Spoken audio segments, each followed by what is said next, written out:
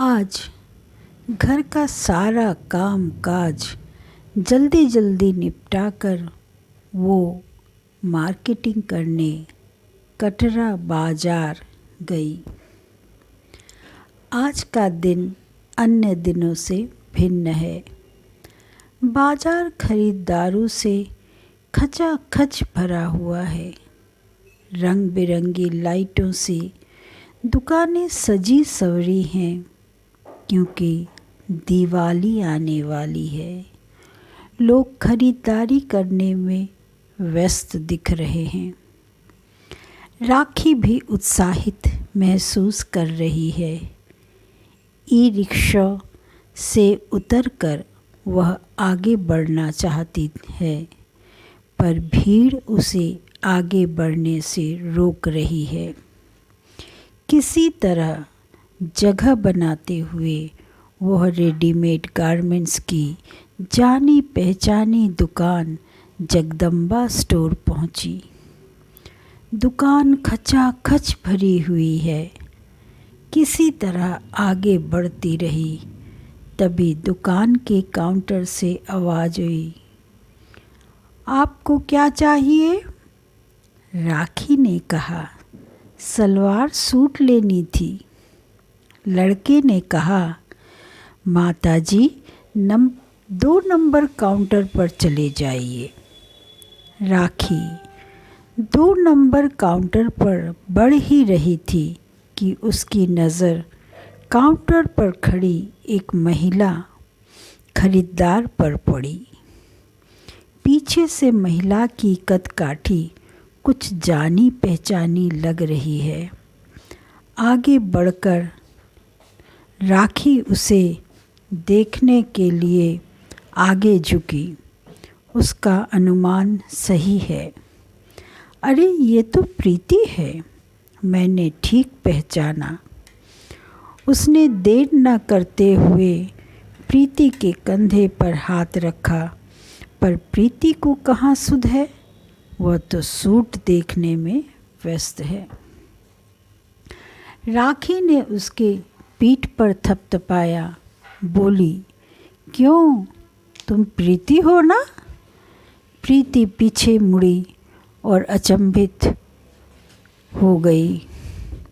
अरे ये तो राखी है। राखी को पाकर वह गदगद हो गई। बोली, अरे राखी, तुम यहाँ कैसे? दीपावली की खरीदारी करने आई हो? अकेली आई हो क्या? राखी ने कहा, हर समय मियाँ जी साथ थोड़ी होते हैं। तुम बताओ कैसी हो? अच्छा खासा चर्बी जमा कर रही हो। जरा एक्सरसाइज वगैरह किया करो। इस पर प्रीति बोली, अरे छोड़, अब तो उम्र बढ़ रही है, कौन सा कैटवॉक पर जाना है। खाओ पियो मौज करो, फिर जब बुलावा आएगा देखा जाएगा। दोनों जोर से हंस पड़ी। तभी एक भारी भरकम गंभीर महिला मोटी आवाज़ में बोली, आप लोग काउंटर छोड़ दीजिए, साइड में जाकर बात कीजिए। वर्षों बाद मिली दोनों सहेलियां भूल ही गई कि वे दुकान के काउंटर पर खड़ी हैं। अब उन्हें खरीदारी व्यर्थ समय नष्ट लगने लगा।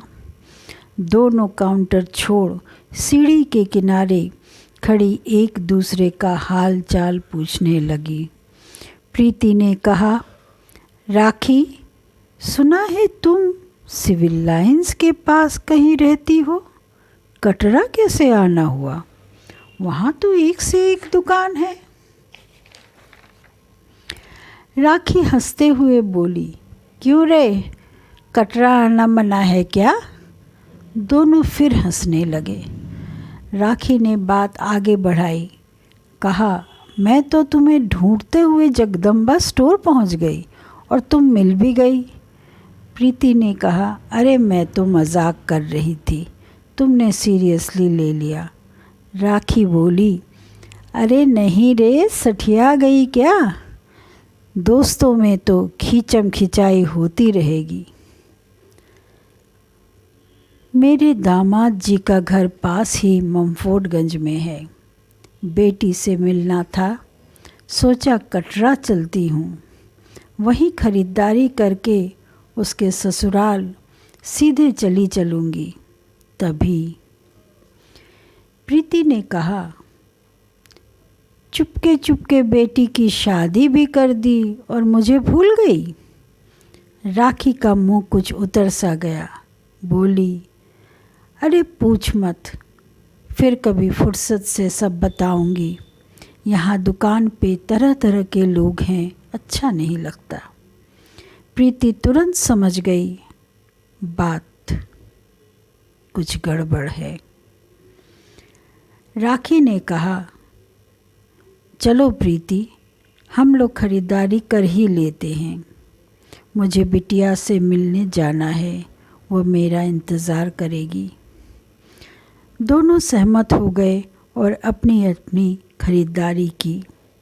खरीदारी चल ही रही थी कि राखी का मोबाइल बजने लगा। राखी ने मोबाइल उठाया तो उस पार से पति की आवाज़ आई, अभी तक दुकान पे हो क्या? जी। तुम जल्दी से पहुँचो, दामाद जी इंतज़ार कर रहे हैं। देर मत करना, मिठाई ज़रूर ले लेना। इतना कहकर फ़ोन काट दिया। राखी समझ गई बात कुछ और ही है। ससुराल वाले बात सुनाने को बेताब हैं, वरना दामाद जी कब किसका इंतज़ार करते हैं। मन की बात मन में रखकर मुस्कुराते हुए प्रीति से बोली, आज तो हो ना पाएगा, पर फिर कभी ज़रूर मिलूँगी। इतना कहकर जल्द से जल्द दुकान से बाहर चली गई। कटरा से मम्फोर्डगंज की दूरी यूँ तो कोई आधे घंटे की है, पर भीड़ के कारण 1.25 घंटा लग गया। दामाद जी के घर पहुंची। ई रिक्शा वाले को किराया चुकाकर जैसे ही गेट खोली, दामाद जी के दर्शन हो गए।